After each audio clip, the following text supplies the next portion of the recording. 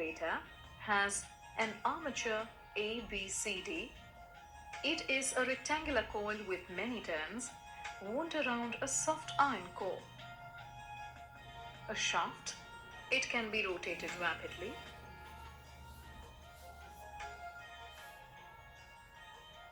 A field magnet, it may be a strong permanent magnet with concave poles.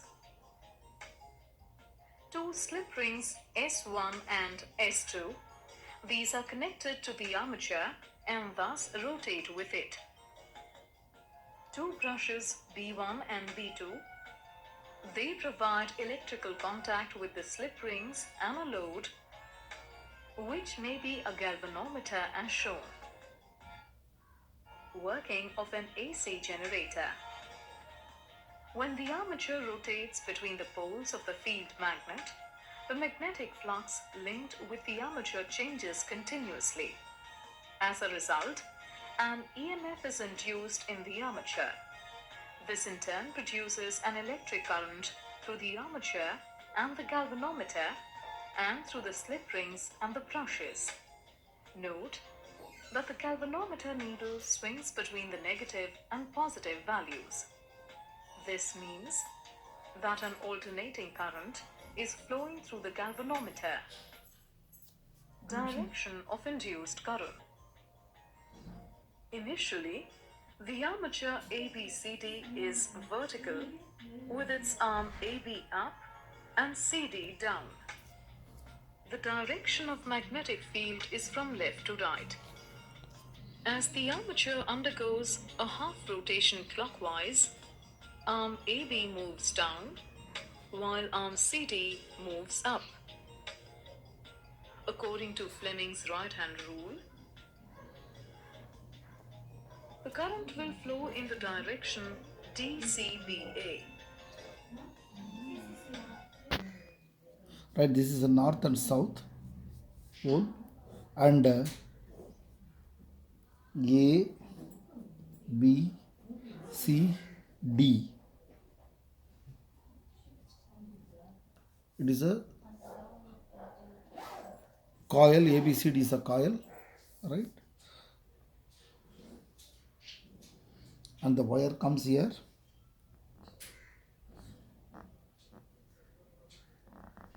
It is attached here. The same wire goes to the another ring. Okay, two rings, and the brush P1 and B2. Then it is connected to a galvanometer.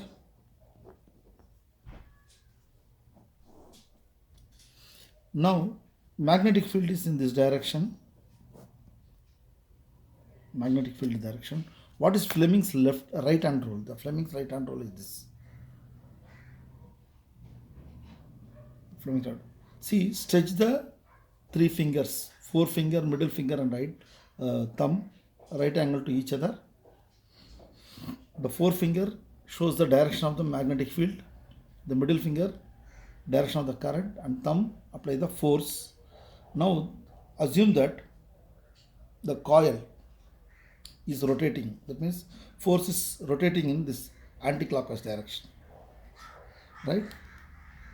See, now I'm keeping it here. See, magnetic field is this direction. Therefore, I'm keeping the magnetic field in this direction. See, magnetic field from north to south it is going, right? Current has to go this way. If I apply a force downwards, force should be the downwards, is it not? See, force. Now the force is acting downwards. Down is inwards, the force downwards. If you apply a force downwards, then what will happen? It cuts the lines of force. It cuts the lines of force, magnetic lines of force. As the magnetic, see, force your coil is rotated in the what direction?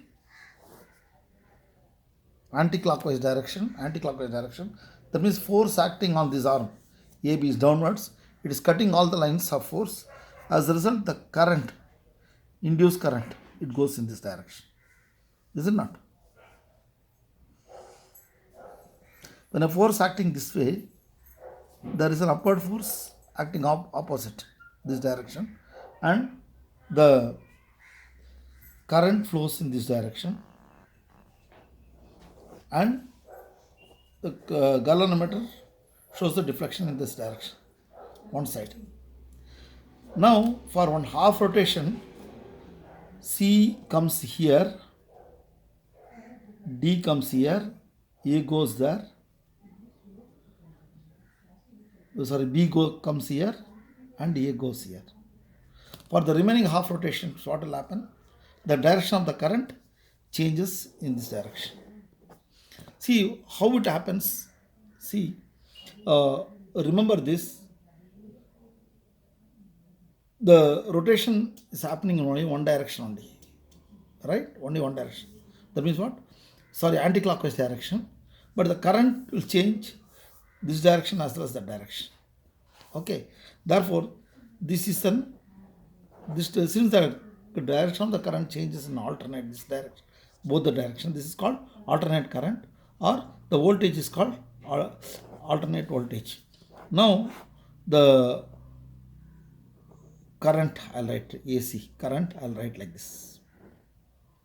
This is first half cycle, this is second half cycle.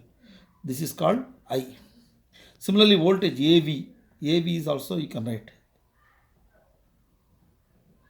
same graph. This is voltage curve, this is current curve, right? Describe this. When the axis C, when the axial, this axial is attached to two rings, rotates such that the arm AB moves up and arm CD move down in the magnetic field.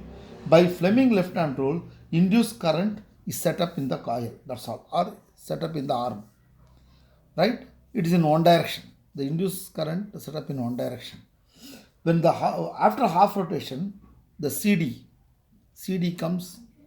moves up and AB goes down. The direction of the induced current in both the arm changes, giving rise to an alternate current. A simple way you can write it. Okay. In the examination, they'll ask you to write the diagram and the parts.